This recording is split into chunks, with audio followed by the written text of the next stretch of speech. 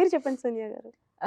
అంటే బేసిక్‌గా నేను చేసే క్యారెక్టర్స్ ప్రతి ఒక్క అమ్మాయి లేదంటే ప్రతి ఒక్క ఇంట్లో అరే! మన అమ్మాయి అనేటట్టు ఫీల్ అయ్యేలా ఉండాలి అన్న దీంతోనే చేస్తాననమాట. స్క్రిప్ట్స్ కూడా అదే విధంగా చూజ్ చేస్తాను. కాబట్టి పర్టిక్యులర్‌గా ఇది, అది అంటూ ఏం లేదు. అంటే ఏదైనా కొత్తగా ట్రై చేసి ప్లస్ అందరూ కనెక్ట్ అవ్వాలి అంతే.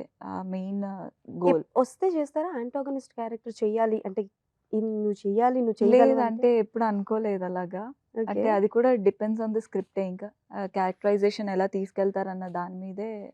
అంటే బేసికల్‌గా నేనెందుకు అడుగుతున్నానంటే, 'విరూపాక్షలో' మీరిచ్చిన ట్విస్ట్‌కి ఇప్పటికే మేము బయటకి రాలేకపోతున్నాం.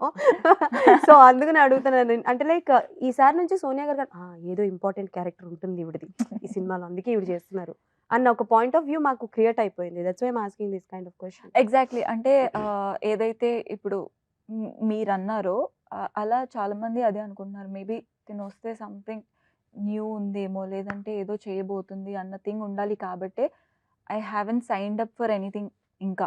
ఓకే.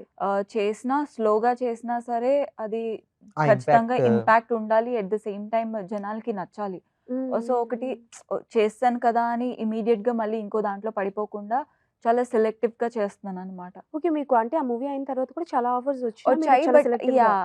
ఆ క్యారెక్టర్స్ ఏంటి అంటే మేబీ మూవీకి అంటే ఒక క్యారెక్టర్ కావాలి కదా అని తీసుకోవచ్చు. లేదు అలా నేనది ఫీల్ అవ్వలేదు. ఓకే. కాబట్టి ఇంకా బట్ హాట్‌స్టార్‌కి ఒక క్యారెక్టర్ చేస్తున్నాను. డెఫినెట్‌గా ఐదర్ నా వల్ల జనాలు నవ్వాలి, లేదంటే ఏడవాలి, లేదంటే అరే! మన అమ్మాయి అని ఫీల్ అవ్వాలి. ఓకే. సో, ఆ థింగ్ ఉండాలి అన్నది నా మెయిన్ మోటివ్. ఈ 3 ఎలాగో మీరు చేస్తున్నారు. బట్ నేనైతే కోరుకుంటున్నా తొందరలో మీరు జనాల్ని భయపెట్టాలని.